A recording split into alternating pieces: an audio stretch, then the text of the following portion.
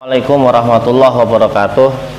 Saudara-saudara sekalian, saya pada kesempatan kali ini ingin menjelaskan di dalam tesis atau disertasi seringkali ada istilah deskripsi objek penelitian ya.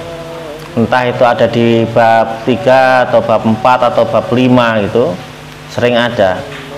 Nah, ketika bicara tentang deskripsi objek penelitian, itu biasanya yang diinginkan itu adalah seorang peneliti ingin menjelaskan sesungguhnya peneliti ini sedang meneliti di lokasi mana. Nah, kalau memang itu yang dimaksud ya, jadi ketika menyampaikan tentang lokasi penelitian ini, sesungguhnya menurut saya ada dua hal yang penting diketahui dan menjadi pertimbangan. Yang pertama, ketika teman-teman atau Bapak Ibu saudara sekalian ini menulis tentang lokasi penelitian, apa sih urgensinya menuangkan lokasi penelitian itu dalam penelitian saudara? Urgensinya apa? Ya. Yang kedua, apa hubungannya dengan tema yang diteliti? Nah, ini dua kata kunci yang menurut saya menjadi dasar ketika teman-teman mengungkap data-data yang ada itu. Jadi begini teman-teman sekalian, ketika menuangkan lokasi penelitian, yang pertama yang tadi saya sampaikan, apa urgensinya? Itu kan sesungguhnya peneliti itu antara lain ingin menyampaikan bahwa saya sebagai peneliti ini sedang meneliti di lokasi ini loh. Nah, meneliti di lokasi itu apa urgensinya kemudian disampaikan, kemudian perlu ditulis di dalam laporan. Nah, urgensinya adalah supaya ketika data akhir itu ditemukan, itu nyambung. Oh, pantes ketika data-data ini ditemukan seperti ini, ternyata gambaran lokasinya memang seperti ini. Nah, itu ya, jadi harus nyambung itu dari apa data yang ditemukan nanti, harus nyambung dengan gambaran lokasi penelitian yang memang ditempati peneliti untuk mengambil data. Dengan demikian, tidak semua data perlu disampaikan. Nah, ini saya contohkan seperti ini misalnya. Ini yang seringkali disampaikan oleh peneliti, ditulis oleh teman-teman itu. Terutama yang nulis tesis ini biasanya begini. Nah, ini saya sebut sering kali ketika saya ketemu seperti ini, saya sebut ini seperti laporan kepala sekolah ya. Jadi kepala sekolah yang melapor kepada atasannya, atau laporan kepala sekolah kepada lembaga-lembaga yang mengawasi itu.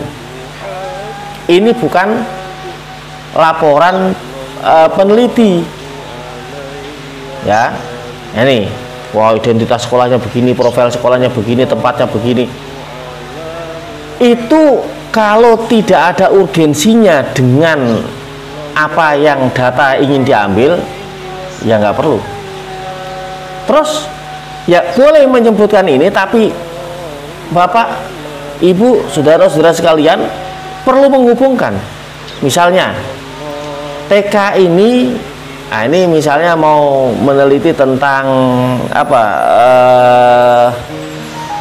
tentang peningkatan kompetensi agama misalnya, peningkatan kompetensi agama peserta didik di anak usia dini, kemudian menyebutkan seperti ini. Nah, nanti yang perlu digambarkan adalah misalnya memang tempat-tempat ini cocok untuk penyemaian atau untuk menyuburkan atau untuk cocok untuk mengembangkan kompetensi agama itu yang diambil ya, perlu mengarah ke sana. Nah, sehingga laporan-laporan seperti ini harus disesuaikan. Nah, di samping memang cara penulisan itu setiap awal bab ya perlu diperhatikan margin atasnya 10 cm bukan 10 ketukan, kanan kiri bawah itu untuk aturan yang sekarang sedang memang berlaku. Nah, itu ukurannya 2,5 cm.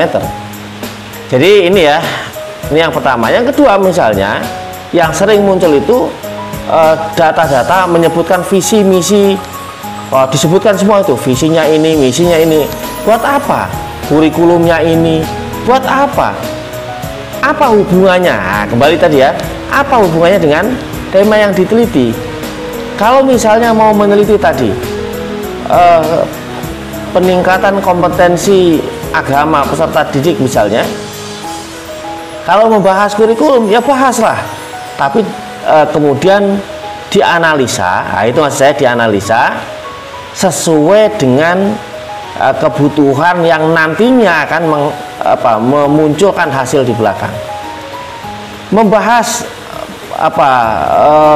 pendidik, membahas tenaga kependidikan, apa hubungannya ke sana?